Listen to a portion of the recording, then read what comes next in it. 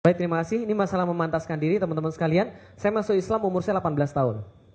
18 tahun saya masuk Islam, 18 tahun saya masuk Islam, saya disuruh sama Ustadz Fatih Karim, gimana kalau saya masih pacaran? Nggak boleh. Benar-benar nggak boleh? Nggak boleh. Ada solusinya nggak? Ada, menikah.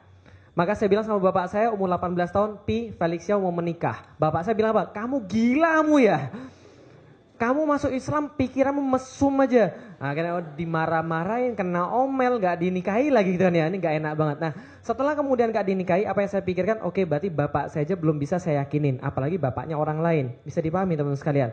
Maka orang yang menikah itu dibandingkan istrinya, laki-laki khususnya, satu harus lebih banyak ilmunya, dua harus lebih banyak ibadahnya dibandingkan istrinya.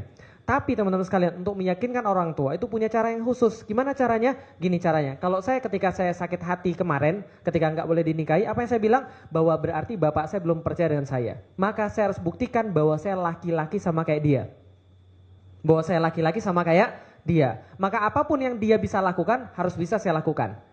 Kalau dia bisa menyelesaikan masalah rumah tangga, saya pun harus bisa. Ketika dia bisa menyelesaikan masalah anak-anaknya, saya pun harus bisa. Bertindaklah sebagaimana laki-laki. Kalau dia punya penghasilan dan nafkah, maka saya pun harus punya. Maka ketika itu ada kasus adik saya kedapatan anak SMP kelas 1 kedapatan di HP-nya ada film porno. Gambar porno. Bapak saya dipanggil ke sekolah. Bapak saya bilang, nih ada surat adikmu macam-macam aja. Kesempatan, saya bilang. Papi gak usah pergi ke sekolah. Biar Felix aja yang selesain. Papi gak usah pergi. Saya pergi ke sekolah, saya selesain masalahnya. Saya pulang dapat kredit. Oh iya, berarti dia sudah bisa nyelesain masalah adiknya. Adik saya gak bisa belajar, saya ajarin. Tugas-tugas orang tua saya gantiin semua. Bayar listrik, papi gak usah pergi bayar listrik. Biar Felix aja yang bayar. Duitnya aja transfer ke sini. Yang penting kan laki-laki kan ya.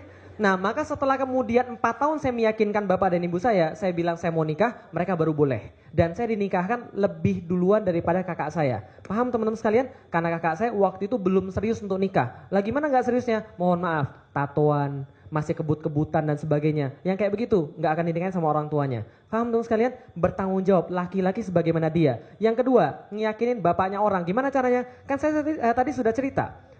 Seorang bapak itu yang ada di kepalanya adalah anak ini bisa nggak berbuat sesuatu sebagaimana saya.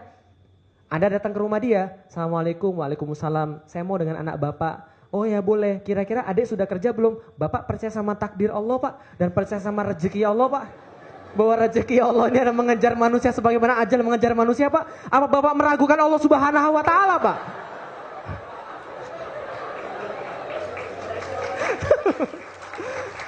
Ya kalau Anda begitu ya wajar Anda ditolak. Wajar ya.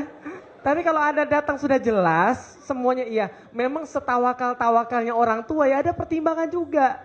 Nah maka ketika dia ngelihat Anda untuk pertama kali itu, yang dia lihat adalah Anda siap nggak menggantikan dia sebagai penjaga anak ini.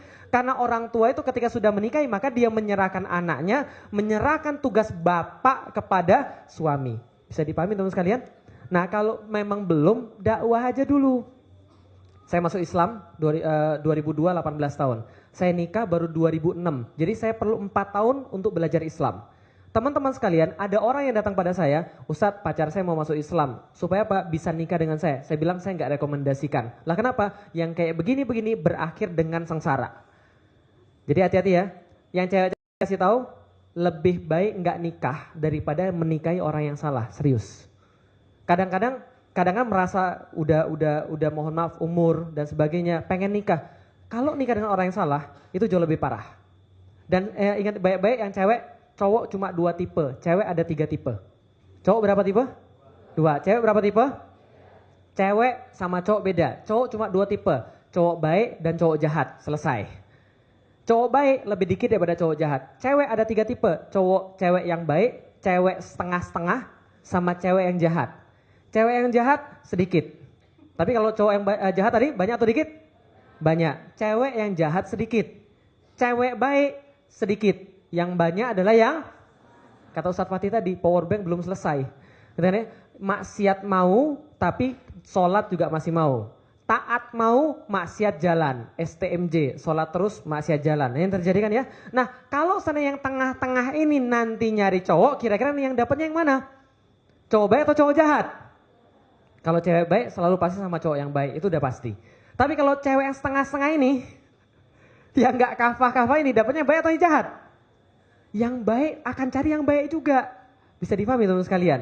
Karena itulah cewek-cewek yang setengah-setengah berujung lebih banyak dapat cowok yang jahat. Hati-hati. Makanya baiknya baik beneran. Karena mohon maaf banget. Sebelum saya masuk Islam, ngelihat cewek-cewek kerudungan, senang atau enggak? Senang atau enggak? Sebelum masuk Islam, ngelihat cewek kerudungan, senang atau enggak? Mohon maaf, bukan hanya enggak senang, jijik. Kok jijik sih Ustaz? Itu kan dulu.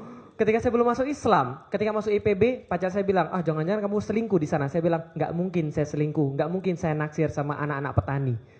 Paham teman sekalian? Kerudungan, munafik. Lah kenapa? Luarnya doang, paling dalamnya juga sama, penjahat juga. Itu mah fanatik. Itu cara pikir saya dulu ketika sudah masuk Islam. Istri saya harus kerudungan dan harus berjilbab rapi. Lah kenapa? Kalau sama Allah pun dia nggak taat, apalagi sama suaminya. Beda nggak pola pikirnya? Artinya kalau Anda nggak kafah, kalau yang cewek-cewek ini ngajinya nggak kafah, ngajinya nggak sempurna, berujungnya sama yang nggak ngerti agama. Paham teman-teman sekalian? Maka ngaji itu yang terbaik. Itu kemudian caranya. Nah makanya itu saya secara pribadi ya. Nah jadi itu kemudian caranya memantaskan diri. Nah